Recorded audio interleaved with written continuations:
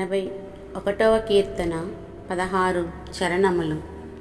ప్రధాన గాయకునికి గిత్తిత్ అను రాగము మీద పాడదగినది. ఆసాపు కీర్తన. మనకు బలమైయున్న దేవునికి ఆనందగానము చేయుడి, యాకోబు దేవుని బట్టి ఉత్సాహధ్వని చేయుడి. కీర్తన ఎత్తుడి, గిలక తప్పెట పట్టుకొనుడి. స్వరమండలమును మనోహరమైన సితారాను వాయించుడి. అమావాస్య నాడు కొమ్ము ఊదుడి. మనము పండుగ ఆచరించు దినమగు పున్నమ నాడు కొమ్ము ఊదుడి. అది ఇశ్రాయేలీలకు కట్టడ, యాకోబు దేవుడు నిర్ణయించిన చట్టము. అయిన ఐగుప్తు దేశ సంచారము చేసినప్పుడు ఏసేపు సంతతికి సాక్ష్యముగా దానిని నియమించెను. అక్కడ నేనెరుగని భాష వింటిని. వారి భుజము నుండి నేను బరువును దింపగా వారి చేతులు మూతగంపలనెత్తకుండా విడుదల పొందెను. ఆపత్కాలమునందు నీవు మొరపెట్టగా నేను నిన్ను విడిపించి తిని, ఉరుము దాగుచోటులో నుండి నీకు ఉత్తరమిచ్చి తిని. మెరీబా జలముల యొద్ద నిన్ను శోధించి తిని.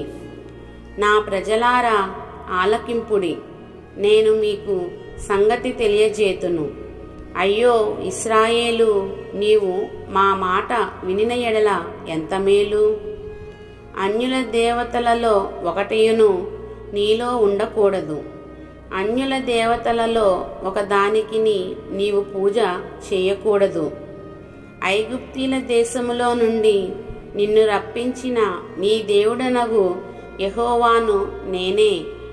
నీ నోరు బాగుగా తెరువుము, నేను దాని నింపెదను. అయినను నా ప్రజలు నా మాట ఆలకింపకపోయిరి, ఇశ్రాయేలీలు నా మాట వినకపోయిరి. కాబట్టి వారు తమ స్వకీయ ఆలోచనను బట్టి నడుచుకొనున్నట్లు వారి హృదయ కాఠిన్యమునకు నేను వారిని అప్పగించి తిని. అయ్యో నా ప్రజలు నా మాట వినిన ఎడల, ఇశ్రాయేలు నా మార్గములను అనుసరించిన ఎడల ఎంత మేలు.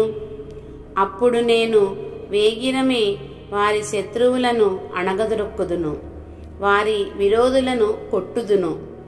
యెహోవాను ద్వేషించువారు వారికి లొంగుదురు, వారి కాలము శాశ్వతముగా నుండును.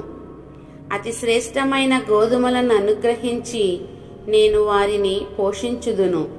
కొండ తేనెతో నిన్ను తృప్తిపరచుదును. ఆమేన్.